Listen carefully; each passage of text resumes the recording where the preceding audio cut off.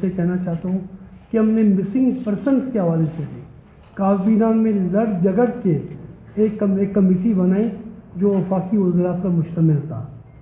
ہم نے وہاں پہ بلوچستان کے جملہ مسائل کے حوالے سے چاہے کابینہ ہو چاہے نیشنل اسمبلی میں اس وقت ہم وہاں پہ ایک توانا آواز کے طور پہ ان کے ساتھ چل رہے تھے جب ہماری ان کو ضرورت تھی. اب جب ہماری ان کو ضرورت نہیں ہے، اب جب تمام اسٹیبلشمنٹ نے ٹان لی ہے کہ جی بلوچستان نیشنل پارٹی کو کمزور اور ختم کیا جائے، اب جب ہم نے 26ویں آئینی ترمیم کی مخالفت کی، ہم نے کہا کہ جی ایک 26ویں آئینی ترمیم عدلیہ کی آزادی پہ آنچ آئے گی. ایک ہی ادارہ تھا عدلیہ جو جس طریقے سے آپ سمجھے اگر لوگوں کو کسی لوگوں کو انصاف فراہم کر سکتے تھے، لیکن اس سے بھی ہمیں بہت توقع نہیں تھی بلوچستان کے حوالے سے، لیکن پھر بھی عام سیول لوگوں کے لیے پھر بھی کچھ نہ کچھ ایک اچھا امیج دنیا میں تھا. آج اب اندازہ لگا ہے 26ویں آئینی ترمیم انہوں نے پاس کر دی، لیکن جو کرائسس آنے والے دنوں میں عدلیہ میں پڑیں گے، ٹھیک ہے، جو ڈویژنز ہوگا عدلیہ میں، جو آئین کے حوالے سے کنفیوژن ہوگا عدلیہ میں، جو کانسٹیٹیوشنل انہوں نے بینچ علیحدہ کیا ہے اور سپریم کورٹ علیحدہ ہے، اور کافی لوگوں کی مشکلات بڑھیں گے. جب ہم نے مخالفت کی، انہیں پہلے ہی پتا تھا کہ بھئی بلوچستان نیشنل پارٹی جو خدشات اور تحفظات 26ویں آئینی ترمیم کے حوالے سے کر رہے تھے، انہوں نے اس سے قبل ہی ہمارے سینیٹرز کو ذہنی خوف دینا، ٹارچر کرنا، ان کے بیٹوں کو، ان کے ہسبینڈس کو، قاسم رونجو صاحب کو، اس کے بیٹے کو، ان کے اہل خانہ کو ٹارچر دینا شروع کیا. جب آئینی ترمیم کا وقت قریب آ گیا تو انہوں نے باقاعدہ جا کے انہیں عقوبت خانوں میں بند کر دی.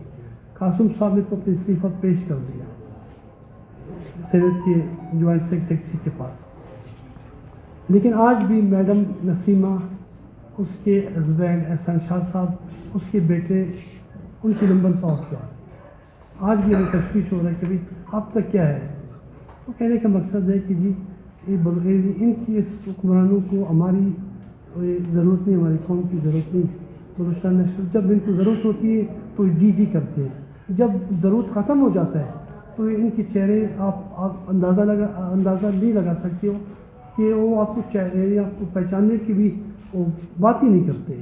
تو کہنے کا مقصد ہے کہ بلوچستان کی ان نوجوانوں کے لیے جو بیٹھا ہے، ان نوجوان جو بیٹھے ہیں، اس کے لیے اچھا میسج نہیں دے رہا ہے.